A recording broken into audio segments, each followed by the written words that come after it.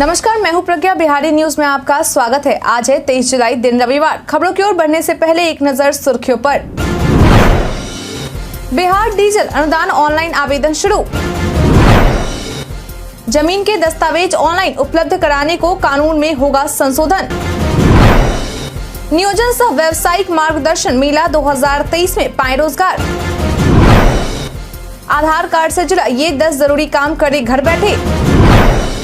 WI में debut के बाद मां से फोन पर बात करके भावुक हुए मुकेश कुमार। अब चलिए बढ़ते हैं बिहार के अब तक की 25 बड़ी खबरों की ओर विस्तार से। IBPS क्लर्क भर्ती के लिए रजिस्ट्रेशन की अंतिम तिथि बढ़ी। IBPS क्लर्क भर्ती 2024-25 के लिए आवेदन करने की इच्छा रखने वाले कैंडिडेट्स के लिए अच्छी खबर है। बैंकिंग कार्मिक चयन संस्थान ने IBPS क्लर्क भर्ती के लिए चल रही आवेदन प्रक्रिया की लास्ट डेट को आगे बढ़ा दिया है। जारी नोटिफिकेशन के मुताबिक इस भर्ती के लिए आवेदन करने के इच्छुक कैंडिडेट्स अब 28 जुलाई तक आवेदन कर सकते हैं। बता दें कि पहले इस भर्ती के लिए आवेदन करने की अंतिम तारीख 21 जुलाई 2023 तक थी। ऐसे में इच्छुक उम्मीदवार IBPS की आधिकारिक वेबसाइट ibps.in पर जाकर समय सीमा के अंदर अपना आवेदन कर सकते हैं। इसके लिए अगर शैक्षणिक योग्यता की बात करें तो IBPS क्लर्क परीक्षा के लिए जारी अधिसूचना के अनुसार इस परीक्षा में शामिल होने के लिए उम्मीदवारों को किसी मान्यता प्राप्त विश्वविद्यालय से किसी भी विषय में ग्रेजुएट होना चाहिए। वहीं इस भर्ती से जुड़ी अधिक जानकारी के लिए उम्मीदवार आधिकारिक वेबसाइट पर जाकर जारी किए गए नोटिफिकेशन को देख सकते हैं। बिहार डीजल अनुदान ऑनलाइन आवेदन शुरू। कृषि विभाग बिहार सरकार की ओर से बिहार डीजल अनुदान ऑनलाइन आवेदन की प्रक्रिया शुरू कर दी गई है, जिसकी अंतिम तारीख 30 अक्टूबर 2023 तक निर्धारित है। बता दें कि इस योजना का लाभ पंजीकृत सभी किसान, रैयत और गैर रैयत सभी तरह के किसानों को मिलेगा। बता दें कि इस योजना के तहत डीजल पंप सेट से सिंचाई के लिए 75 रुपए प्रति लीटर की दर से सभी किसानों को अनुदान दिया जाएगा। 1 एकड़ के लिए 10 लीटर डीजल की आवश्यकता के आलोक में खरीफ फसलों की डीजल पंप सेट से सिंचाई के लिए क्रय किए डीजल पर प्रति एकड़ प्रति सिंचाई 750 रुपए की दर से अनुदान दिया जाएगा। बिचड़ा में 2 सिंचाई के लिए अधिकतम 1500 रुपए प्रति एकड़, खड़े धान में 3 सिंचाई के लिए अधिकतम 2250 रुपए प्रति एकड़ अनुदान दिया जाएगा। प्रति किसान अधिकतम 8 एकड़ के लिए अनुदान दिया जाना है। मालूम हो कि लाभ परिवार के एक ही सदस्य को दिया जाएगा। राज्य के बिहार अवस्थित पेट्रोल पंप से क्रय किए गए डीजल पर अनुदान देय नहीं होगा। इस योजना का लाभ लेने के लिए https://dbt agriculture.bihar.gov.in पर जाकर आवेदन कर सकते हैं। बिहारी पहचान में आज हम बात करेंगे अखिलेंद्र मिश्रा के बारे में। अखिलेंद्र मिश्रा एक भारतीय फिल्म और टेलीविजन चरित्र अभिनेता हैं, जिन्हें 1990 के दशक की दूरदर्शन टेलीविजन श्रृंखला चंद्रकांता में क्रूर सिंह की भूमिका के लिए जाना जाता है। उन्होंने अकादमी पुरस्कार नामांकित फिल्म लगान में अर्जुन का किरदार भी निभाया। उन्होंने 2008 में हिंदू महाकाव्य रामायण के टेलीविजन रूपांतरण में राक्षस राजा रावण की भूमिका निभाई। उन्हें पहली बार कविता चौधरी द्वारा लिखित और निर्देशित उड़ान में देखा गया था, जिसमें उन्होंने एक छोटी सी भूमिका निभाई थी। अखिलेंद्र मिश्रा की पहली फिल्म 1993 में धारावी थी, जो सुधीर मिश्रा द्वारा लिखित निर्देशित थी, जिसने 1993 में हिंदी में सर्वश्रेष्ठ फीचर फिल्म, सर्वश्रेष्ठ संगीत निर्देशन और सर्वश्रेष्ठ संपादन के लिए राष्ट्रीय फिल्म पुरस्कार जीता था। जमीन के दस्तावेज ऑनलाइन उपलब्ध कराने को कानून में होगा संशोधन। राज्य में पहली बार जमीन का दस्तावेज, नक्शा, खातियान, रजिस्टर 1 या 2 की नकल ऑनलाइन निकालने की सुविधा बहाल की जाएगी। इसके लिए वर्तमान के कानून में संशोधन किया जाएगा। मालूम हो कि इससे संबंधित सॉफ्टवेयर राजस्व एवं भूमि सुधार विभाग के द्वारा तैयार कर लिया गया है। वहीं कानून में संशोधन करने को लेकर विभाग की ओर से बिहार राज्य राजस्व परिषद को पत्र लिखा गया है। बता दें कि परिषद के स्तर से संशोधन होने के बाद इस व्यवस्था को शुरू कर दिया जाएगा। मालूम हो कि ऑनलाइन तरीके से मिलने वाले जमीन से जुड़े सभी दस्तावेज की कॉपी कानूनी या सरकारी कार्यों में पूरी तरह से मान्य होगी। इस सुविधा को जल्द ही लोगों के लिए शुरू किया जाएगा। प्रावधान में बदलाव होते ही यह व्यवस्था बहाल हो जाएगी। BBOSC ने 10वीं बोर्ड परीक्षा के लिए जारी किया एडमिट कार्ड। BBOSC यानी कि Bihar board of open schooling and examination के द्वारा 10वीं बोर्ड परीक्षा दिसंबर 2023 के लिए एडमिट कार्ड जारी कर दिया गया है, जिसे संबंधित अध्ययन केंद्र के कोऑर्डिनेटर बिहार बोर्ड की वेबसाइट http://sensitive.biharboardonline.com पर जाकर एडमिट कार्ड डाउनलोड कर सकते हैं। आपकी जानकारी के लिए बता दें कि Bihar board of open schooling and examination के प्रैक्टिकल की परीक्षा की शुरुआत 31 जुलाई 2023 से होगी, जो कि 2 अगस्त 2023 तक चलेगी।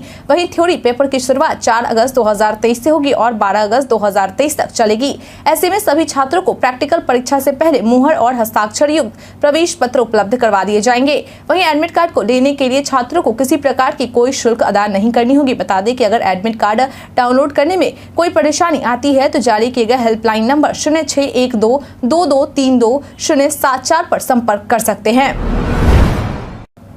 बिहार क्रिकेट एसोसिएशन करेगा रणजी ट्रॉफी की मेजबानी। बिहार क्रिकेट एसोसिएशन के मुख्य प्रवक्ता संजीव कुमार मिश्र के द्वारा प्रेस कॉन्फ्रेंस कर यह जानकारी दी गई है कि बीसीसीआई की ओर से उन्हें विभिन्न आयु वर्गों के कुल 11 मैचों की मेजबानी की जिम्मेदारी दी गई है। उन्होंने कहा है कि सबसे खुशी की बात है कि बीसीसीआई द्वारा 2023-24 में बिहार को एलिट ग्रुप के रणजी ट्रॉफी के कुल 4 मैच दिए गए हैं। उन्होंने बताया कि यह आयोजन बिहार की राजधानी पटना में स्थित मोइनुल हक स्टेडियम में किया जाएगा। एलिट ग्रुप में मेजबान बिहार के अलावा मुंबई, केरला और आंध्र प्रदेश की टीम शामिल है। संजीव कुमार मिश्र के द्वारा दी गई जानकारी के अनुसार सबसे पहला मुकाबला बिहार और मुंबई के बीच खेला जाएगा। आपकी जानकारी के लिए बता दें कि इस मुकाबले में श्रेय कुमार यादव, अजिंक्य रहाणे और पृथ्वी शॉ ऐसे क्रिकेटर भी शामिल हो सकते हैं, क्योंकि ये सभी खिलाड़ी मुंबई की टीम में शामिल हैं। वहीं केरला की टीम में संजू सैमसन शामिल है और आंध्र प्रदेश की टीम में रिंकी भुई, के.एस. भरत, जी.एस. बिहारी, ललित मोहन और अनंत सिंधे शामिल हैं। मुख्यमंत्री वृद्धजन पेंशन योजना का ऐसे ले लाभ। बिहार सरकार के समाज कल्याण विभाग के द्वारा मुख्यमंत्री वृद्धजन पेंशन योजना के तहत सभी आय वर्ग के वृद्धजनों को पेंशन राशि प्रदान की जाती है। बता दें कि इस योजना के तहत 60 वर्ष या उससे अधिक आयु वाले वृद्धजनों को 400 रुपए प्रति माह, तो वहीं 80 वर्ष या उससे अधिक आयु वाले वृद्धजनों को 500 रुपए प्रति माह पेंशन राशि के रूप में दिए जाते हैं। हालांकि इस पेंशन को पाने के लिए सरकार की ओर से कुछ अर्हता एवं शर्तें निर्धारित की गई हैं, जिसके तहत वैसे वृद्धजन जो केंद्र राज्य सरकार से कोई वेतन, पेंशन, पारिवारिक पेंशन या सामाजिक सुरक्षा पेंशन प्राप्त करते हैं, उन्हें इस योजना का कोई लाभ नहीं मिल पाएगा। ऐसे में अगर आप इस अर्हता और शर्त को पास करते हैं और इस योजना का लाभ लेना चाहते हैं तो इसके लिए आपको विहित प्रपत्र में 2 प्रतियों में आवेदन प्रखंड के RTPS काउंटर पर जमा करना होगा। वहीं ऑनलाइन आवेदन करने के लिए आप https://sspmis.bihar.gov.in/checkmbpy आधार AUTH वेबसाइट पर जाकर आवेदन कर सकते हैं। इस योजना से जुड़ी अधिक जानकारी के लिए आप टोल फ्री नंबर 1800-345-6262 पर संपर्क कर सकते हैं। पूर्णिया एयरपोर्ट के लिए 3 फेज में होगा काम। अपने शहर से हवाई उड़ान की पूर्णिया वासियों की चिरलंबित मांग अब बहुत जल्द ही पूरी होने वाली है, क्योंकि अब पूर्णिया एयरपोर्ट निर्माण के आसार नजर आने लगे हैं। बता दें कि सरकार के निर्देश पर एयरपोर्ट के प्रस्तावित स्थल पर बिजली कंपनी के द्वारा अपनी तैयारी शुरू कर दी गई है। मालूम हो कि इसके लिए रेल पोल को लेकर एस्टीमेट बना लिया गया है। बिजली कंपनी की ओर से यहाँ अलग अलग 3 चरणों में काम किया जाएगा। मिली जानकारी के अनुसार चुनापुर एयरफोर्स स्टेशन पर 33 kV लाइन के लिए 400 रेल पोल को लगाने के लिए 7 करोड़ 30 लाख रुपए का एस्टीमेट कंपनी की ओर से दिया गया है। मालूम हो कि यह पूरी योजना 14.5 किलोमीटर की है, जिस पर बहुत जल्द काम शुरू किया जाएगा। आपकी जानकारी के लिए बता दें कि पूर्णिया एयरपोर्ट हवाई अड्डे को विकसित करने के लिए डिजाइन व DPR के लिए सलाहकार की नियुक्ति की प्रक्रिया शुरू की जा रही है। बिहार के पर्यटन में आज हम बात करेंगे आनंद बाग पैलेस के बारे में। दरभंगा एक ऐसा शहर है जो कई पर्यटक स्थलों से भरा हुआ है और आनंद बाग पैलेस उनमें से एक है। यह पसंदीदा पर्यटन स्थल शहर के प्रतिष्ठित स्मारक के रूप में विख्यात है। आनंद बाग पैलेस लक्ष्मी विलास पैलेस के रूप में भी जाना जाता है। आनंद बाग पैलेस का निर्माण 1880 के दशक में महाराजा लक्ष्मेश्वर सिंह के शासनकाल के दौरान किया गया था और 1934 के नेपाल बिहार भूकंप के दौरान गंभीर रूप से क्षतिग्रस्त हो गया था। इसके बाद इसका पुनर्निर्माण किया गया। महल दीवारों पर शानदार स्थापत्य कला के साथ मिथिला संस्कृति को दर्शाता है। महल की भीतरी और बाहरी संरचना आकर्षक है। आनंद बाग पैलेस ने कई पर्यटकों को ध्यान खींचा है और निश्चित रूप से दरभंगा का एक दर्शनीय स्थल है। नवादा में हुआ साइबर क्राइम का भंडाफोड़। बिहार में इन दिनों साइबर क्राइम बढ़ने लगे हैं। हालांकि इन पर नकेल कसने के लिए पुलिस के द्वारा जी तोड़ कोशिश की जा रही है। बता दें कि इसी कड़ी में नवादा पुलिस को एक और बड़ी सफलता मिली है। दरअसल नवादा SP अम्बरीश राहुल के द्वारा दी गई जानकारी के अनुसार SIT टीम द्वारा वैज्ञानिक अनुसंधान के क्रम में साक्ष्य के अनुसार छापेमारी करते हुए 2 लोगों को गिरफ्तार किया गया है, जिसकी पहचान हृदय कुमार और राजा कुमार के रूप में की गई है। बता दें कि छापेमारी के दौरान पुलिस को इनके पास से लैपटॉप एवं चार्जर, सोने जैसे दिखने वाली चैन एवं अंगूठी, 4 मोबाइल, 80 सील, एक कंप्यूटर माउस, ग्लू गन, इसका रिफिल, फिंगरप्रिंट स्कैनर, जमीन रजिस्ट्री से जुड़े कई स्टाम्प, दूसरों के आधार, पैन एवं वोटर ID की छाया प्रति जिनकी संख्या 29 है। M-सील से बनाए गए फिंगरप्रिंट के सांचे एवं फिंगरप्रिंट के कुल 512 नमूने सहित अन्य सामग्री बरामद की गई है। जल संसाधन मंत्री ने कटिहार में बाढ़ निरोधी कार्य का लिया जायजा। बिहार में मानसून दस्तक दे चुका है। ऐसे में सरकार की ओर से भी संभावित बाढ़ की स्थिति को लेकर सभी तैयारियां पूरी कर ली गई है। इसी को लेकर बीते दिन बिहार सरकार के जल संसाधन मंत्री संजय झा कटिहार पहुंचे, जहां उन्होंने मनिहारी अनुमंडल के गांधी टोला में लगभग 40 करोड़ की राशि से चल रहे बाढ़ निरोधी कार्य का दौरा किया। इस दौरान मंत्री ने कटाव निरोधी कार्य गुणवत्तापूर्ण होने का दावा किया और इसके साथ ही उन्होंने बाढ़ के पानी का जलस्तर घटते ही इस इलाके में और तेजी से काम करवाने की बात कही गई है। उन्होंने कहा कि सरकार हमेशा कटाव पीड़ितों के सहयोग के लिए हमेशा तत्पर है। बताते चले कि इस बाढ़ निरोधी कार्य के पूरे हो जाने के बाद इलाके के कई गांव बाढ़ के पानी में डूबने से बच सकते हैं।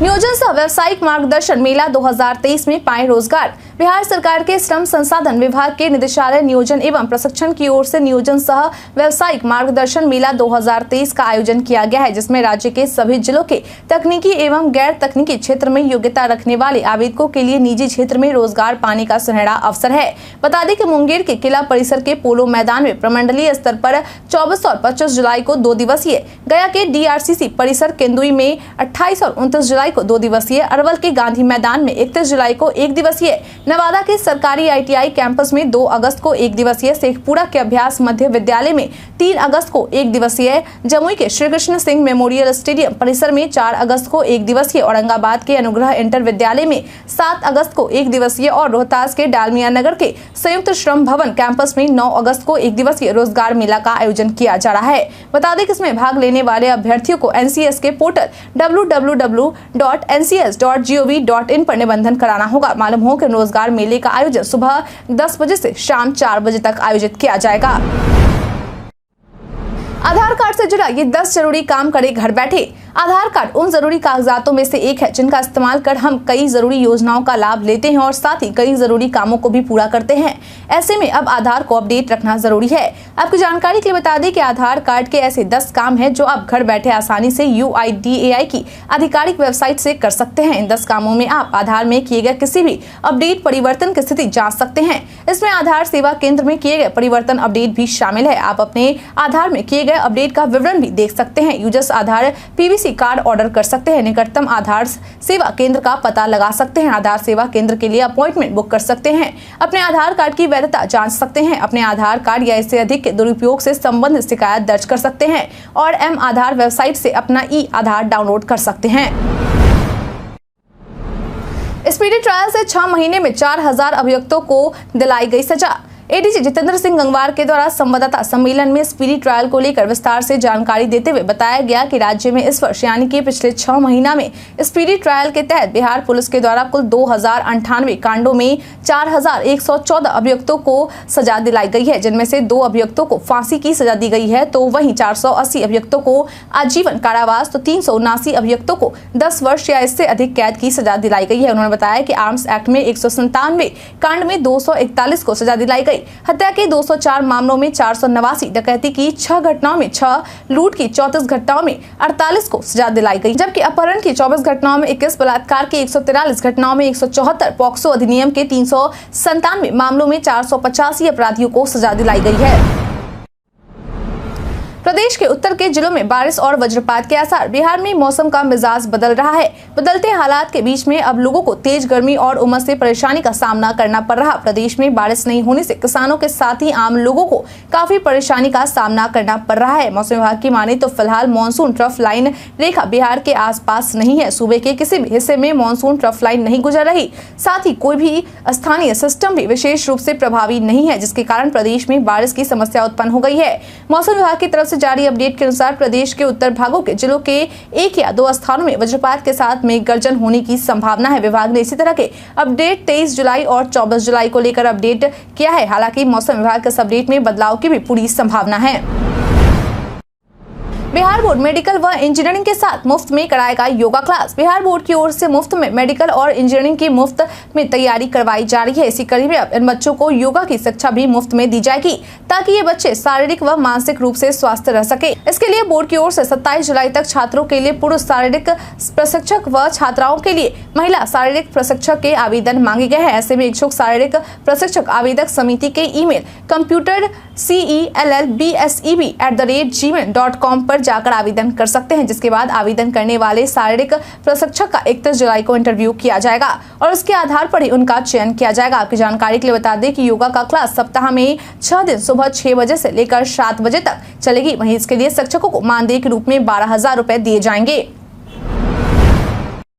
केंद्र सरकार ने बिहार के 445 युवाओं को सौंपा नियुक्ति पत्र। बीते दिन पुराने सचिवालय पटना के अधिवेशन हॉल में रोजगार मेला के तहत केंद्र सरकार की ओर से बिहार के 445 अभ्यर्थियों को नियुक्ति पत्र वितरित किया गया। बता दें कि ये सभी अभ्यर्थी वे हैं जिनका चयन सरकारी नौकरी के लिए किया गया है। मुख्य अतिथि के रूप में केंद्रीय खाद्य प्रसंस्करण मंत्री पशुपति पारस के द्वारा करीब 60 अभ्यर्थियों को नियुक्ति पत्र प्रदान किया गया। आपकी जानकारी के लिए बता दें कि बीते दिन हुए इस कार्यक्रम में अतिथि के रूप में पटना साहिब के सांसद रविशंकर प्रसाद, रामकृपाल यादव, बिहार विधानसभा प्रतिपक्ष के नेता विजय कुमार सिन्हा, विधायक अरुण कुमार सिन्हा और जिला के विधायक संजीव चौरसिया शामिल थे। वहीं चयनित अभ्यर्थियों को केंद्रीय मंत्री की ओर से बधाई और शुभकामनाएं दी गयी। बिहार में शिशु मृत्यु दर राष्ट्रीय औसत से नीचे। मई 2022 में हुए SRS यानी कि सैंपल रजिस्ट्रेशन सर्वे की रिपोर्ट से यह खुलासा हुआ है कि बिहार में शिशु मृत्यु दर राष्ट्रीय औसत से नीचे है। बता दें कि वर्ष 2015 में प्रति 1000 जीवित जन्म में शिशु की मौत की संख्या 42 थी। इसके बाद इसमें निरंतर कमी आई है। वहीं साल 2016 में यह आंकड़ा घटकर 38 पर आया तो 2017 में यह संख्या घटकर 35 पर पहुंच आया। इसके अलावा अगर हम बात करें वर्ष 2018 की तो 2018 में यह संख्या घटकर 32, 2019 में 29 और वर्ष 2020 में घटकर 27 पर आ गया। बता दें कि जब वर्ष 2020 में बिहार में शिशु मृत्यु का आंकड़ा 27 पहुंचा था, उस दौरान राष्ट्रीय शिशु मृत्यु दर 28 थी। इस तरह बिहार इस मामले में राष्ट्रीय औसत से नीचे आ गया।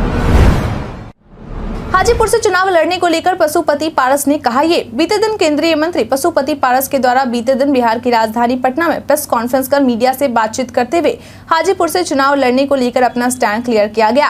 उन्होंने कहा कि मैं जब तक राजनीति में जिंदा हूं हाजीपुर से चुनाव लड़ूंगा, जिनको मैदान में आना है आ जाए।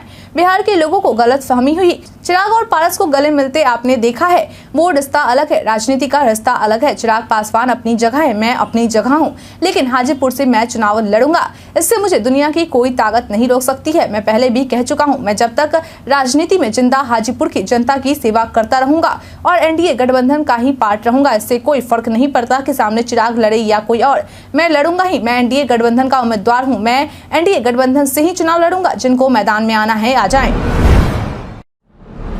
नीतीश मंत्रिमंडल विस्तार पर अखिलेश सिंह का बयान। बिहार में नीतीश मंत्रिमंडल का विस्तार कब होगा, इसको लेकर कई तरह की चर्चाएं चल रही हैं, लेकिन अब इस पर प्रदेश कांग्रेस अध्यक्ष अखिलेश सिंह के द्वारा मीडिया से बातचीत करते हुए सब कुछ साफ कर दिया गया है। उन्होंने कहा कि मंत्रिमंडल विस्तार कभी भी संभावित है, लेकिन उसकी तारीख तय करने का अधिकार मुख्यमंत्री नीतीश कुमार का है। उन्होंने कहा कि मंत्रिमंडल विस्तार कब करना है इसका निर्णय मुख्यमंत्री करेंगे, लेकिन हाँ, ये तय हो गया है कि कांग्रेस कोटे से और राष्ट्रीय जनता दल के कोटे से जो रिक्त पद है उनको भरा जाएगा। उन्होंने कहा कि कांग्रेस और राजद से दोनों से दो मंत्री का कोटा खाली है तो उन्हें पदों को भरा जाएगा, लेकिन सब कुछ मुख्यमंत्री पर निर्भर है। यह उनका विशेषाधिकार है कि वह किसे मंत्री बनाएंगे। अभी तक किसी का नाम तय नहीं हुआ है और हम अभी इसके बारे में कुछ नहीं बता सकते। लाठीचार्ज मामले पर नीतीश, तेजस्वी समेत कई अधिकारियों के खिलाफ केस दर्ज। बीते 13 जुलाई को बीजेपी की ओर से निकाले गए विधानसभा मार्च में पटना पुलिस के द्वारा लाठीचार्ज की गई, जिसमें कई बीजेपी नेता और कार्यकर्ता घायल हो गए थे। वहीं अब इस मामले को लेकर बिहार के मुख्यमंत्री नीतीश कुमार, उप मुख्यमंत्री तेजस्वी यादव, डीएम चंद्रशेखर समेत कई अधिकारियों के खिलाफ केस दर्ज किया गया है। बता दें कि इस मामले को लेकर भाजपा महिला मोर्चा की अध्यक्ष लाजवंती झा समेत करीब दर्जन भर लोगों के द्वारा पटना सिविल कोर्ट में मुकदमा दायर किया गया। इन सभी का आरोप है कि मुख्यमंत्री नीतीश कुमार, डिप्टी सीएम तेजस्वी यादव, पटना के डीएम चंद्रशेखर और अन्य अभियुक्तों के कहने पर पुलिस ने बीजेपी नेताओं और कार्यकर्ताओं पर लाठीचार्ज किया और उनकी पिटाई की गई। उनका कहना है कि उनके ऊपर साजिश के तहत लाठीचार्ज कराया गया और बीजेपी नेताओं और कार्यकर्ताओं पर लाठियां बरसाई गई। WI में डेब्यू के बाद मां से फोन पर बात करके भावुक हुए मुकेश कुमार। बिहार के लाल और टीम इंडिया के एक युवा गेंदबाज मुकेश कुमार ने भारत के लिए टेस्ट क्रिकेट में अपना डेब्यू किया। वहीं अब बीसीसीआई की ओर से दूसरे टेस्ट के दूसरे दिन अपने Twitter handle BCCI Twitter handle पर मुकेश कुमार का एक वीडियो शेयर किया गया है और कैप्शन देते हुए लिखा गया है कि कोई सपना छोटा नहीं होता। बता दें कि 1.5 मिनट के लंबे वीडियो में मुकेश कुमार अपने टेस्ट डेब्यू के बाद अपनी मां से फोन पर बात कर रहे हैं। वीडियो की शुरुआत मुकेश के दरवाजा खोलने से हो रही। इसके बाद मुकेश ने कहा कि आज मुझे डेब्यू कैप मिली 308 जो अश्विन भाई ने दी। यह मेरी जिंदगी का सबसे जरूरी दिन था। इतने सालों की मेहनत मुझे आज जाकर उसका फल मिला। मुकेश ने अपनी माता को फोन किया और कहा कितने साल जो पूजा पाठ आप कर रही थी आज वो रंग लाई है। आज मैंने देश के लिए खेला, जिस पर मां ने जवाब दिया कि मैं आगे बढ़ते रहूं, मेरा आशीर्वाद हमेशा तुम्हारे साथ है। इसके बाद मुकेश कुमार ने बताया कि उनकी मां को नहीं मालूम कि वह इंडिया के लिए खेलना क्या है, उन्हें बस यह मालूम है कि मेरा बेटा आगे बढ़ता रहे। मुकेश ने कहा मेरे लिए यह पल काफी खास है, वह मुझे अपने कलेजे का टुकड़ा बना के रखती है। मैं अपने एहसास को बयान नहीं कर सकता, मुझे समझ नहीं आ रहा कि मैं क्या बोलना चाहता हूँ। खुशी से मेरे हाथ भी कांप रहे हैं, मैं बहुत खुश हूँ। भारत के इतिहास में आज की तारीख है कई कारणों से दर्ज। सरहिंद में सिकंदर सूरी को हराकर मुगल शासक हुमायूं 23 जुलाई 1555 में दिल्ली पहुंचा। भारत में नियमित रेडियो प्रसारण की शुरुआत 1927 में मुंबई से हुई। गणितज्ञ, दार्शनिक और उग्र राष्ट्रवादी बाल गंगाधर तिलक का जन्म 23 जुलाई 1856 को हुआ था। ज्ञानपीठ पुरस्कार से सम्मानित प्रसिद्ध बांग्ला साहित्यकार ताराशंकर बंदोपाध्याय का जन्म 23 जुलाई 1898 को हुआ था। प्रसिद्ध क्रांतिकारी शहीद चंद्रशेखर आजाद का जन्म 23 जुलाई 1906 को हुआ था। हिंदी फिल्म निर्माता, निर्देशक, अभिनेता और गायक हिमेश रेशमिया का जन्म 23 जुलाई 1973 को हुआ था। भारतीय अभिनेता और फिल्म निर्देशक महमूद का निधन 23 जुलाई 1932 को हुआ था। छत्तीसगढ़ के स्वतंत्रता सेनानियों में से एक लक्ष्मण प्रसाद दुबे का निधन 23 जुलाई 1993 को हुआ था। स्वतंत्रता सेनानी और समाज सेविका लक्ष्मी सहगल का निधन 2012 को हुआ था। प्रसिद्ध चित्रकार S.H. रजा का निधन 2016 को हुआ था। आज के दिन को राष्ट्रीय प्रसारण दिवस के रूप में भी मनाते हैं। वेलकम, आज हम बात करेंगे टेलीग्राम चैनल के बारे में। सोशल मीडिया पर कई सूचनाएं वायरल होती है, लेकिन सभी सच हो ये जरूरी नहीं है। इसी कड़ी में आज हम बात करेंगे टेलीग्राम चैनल के बारे में। दरअसल पीआईबी ने अपने ट्वीट में लिखा है कि कई टेलीग्राम चैनल अधिकारी PIB fact check Telegram channel का प्रतिरूपण कर रहे हैं। पीआईबी ने अपने ट्वीट में आगे लिखा है कि टेलीग्राम चैनल फर्जी है। सटीक अपडेट और तथ्य जाँच के लिए हमारे आधिकारिक टेलीग्राम चैनल http://t.me/pib-fact-check पर जाएं। साइबर जालसाजों से बचने के लिए इन सुझावों का रखें ध्यान। अगर आप भी व्हाट्सएप पर साइबर जालसाजों से बचना चाहते हैं तो कुछ सुझावों को अपने ध्यान में रखें, जिनमें अनजान नंबरों से आए मैसेज कॉल्स को जवाब न दें तथा अनजान नंबरों के द्वारा आए लिंक्स पर क्लिक न करें। अपनी व्हाट्सएप डीपी को फॉर एवरीवन विजिबल न रखें ताकि अनजान लोगों से आपकी प्रोफाइल सुरक्षित रहे। 2 फैक्टर ऑथेंटिकेशन एनेबल्ड रखें। इस फीचर से आपके अकाउंट में डबल लॉक सेट हो जाता है। व्हाट्सएप के माध्यम से बैंक डिटेल शेयर न करें। बता दें कि साइबर धोखाधड़ी से संबंधित किसी भी शिकायत को करने के लिए अपने नजदीकी साइबर थाने से संपर्क करें या साइबर क्राइम हेल्पलाइन नंबर 1930 पर कॉल कर संपर्क कर सकते हैं। मालूम हो कि जानकारी बिहार सरकार के गृह विभाग के आर्थिक अपराध इकाई पटना के द्वारा शेयर की गई है। हम प्रतिदिन आपसे 5 ऐसे जरूरी सवाल और उससे जुड़े जवाब बताएंगे जो कि बीपीएससी, बिहार पुलिस दरोगा समेत एसएससी जैसे अन्य प्रतियोगी परीक्षाओं में काम आएंगे। सवाल इतिहास, बिहार स्पेशल, विज्ञान, करंट अफेयर्स और भूगोल से रहेंगे। पूछे गए 5 सवाल में आपने कितना सही उत्तर दिया, कृपया करके यह हमें कमेंट करके जरूर दें। हमारा पहला सवाल है, राष्ट्रीय बहुआयामी गरीबी सूचकांक किसके द्वारा जारी किया गया है? ऑप्शन ए नीति आयोग, ऑप्शन बी राष्ट्रीय विकास परिषद, ऑप्शन सी राष्ट्रीय मानवाधिकार आयोग, ऑप्शन डी केंद्रीय सूचना आयोग।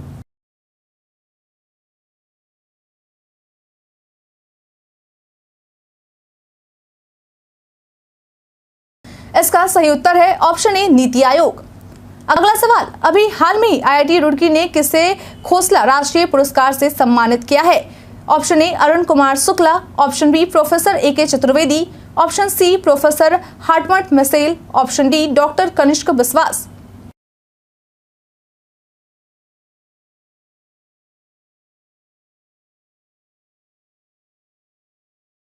इसका सही उत्तर option D doctor Kanishka Vishwas है। अगला सवाल, जम्मू कश्मीर के किस किला को अभी हाल में ही फिर से पुनर्जीवित किया गया है? ऑप्शन ए नमदा कला, ऑप्शन बी सिकाड़ा, option C crewel, option D Pahari painting. अगला सवाल, जम्मू कश्मीर के किस कला को अभी हाल में ही फिर से पुनर्जीवित किया गया है? ऑप्शन ए नमदा कला, ऑप्शन बी सिकाड़ा, option B crewel, option D Pahari painting.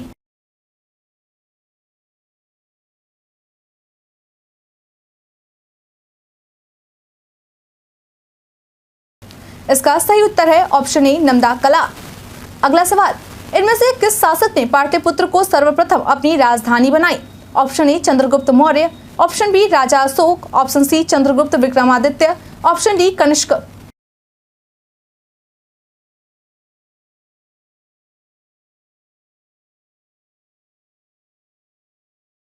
इसका सही उत्तर है ऑप्शन ए चंद्रगुप्त मौर्य। अगला सवाल, तृतीय बौद्ध सभा कहां बुलाई गई थी? Option A Kashmir, option B Rajgir, option C Pataliputra के अशोकरामा, ऑप्शन डी बोधगया। इसका सही उत्तर है ऑप्शन सी पाटलिपुत्र के अशोकरामा। बीते दिन हमारे द्वारा पूछे गए सवाल का आप लोगों में से बहुत लोगों ने जवाब हमें हमारे कमेंट सेक्शन बॉक्स में लिख कर दिया था।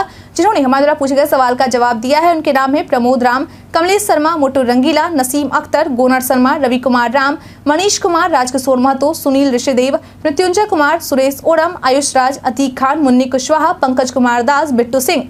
इसके साथ ही बढ़ते हैं आज के सवाल की ओर। आज का सवाल है, आप खुद को स्वस्थ बनाए रखने के लिए क्या करते हैं? अपना जवाब हमें हमारे कमेंट सेक्शन में लिखकर जरूर बताएं। आज के लिए इतना ही। बिहार की तमाम खबरों के साथ बने रहने के लिए देखते रहें बिहारी न्यूज। और साथ ही अगर आप यूट्यूब से देख रहे हैं चैनल को सब्सक्राइब करना और अगर आप फेसबुक से देख रहे हैं तो पेज को फॉलो करना ना भूलें। धन्यवाद।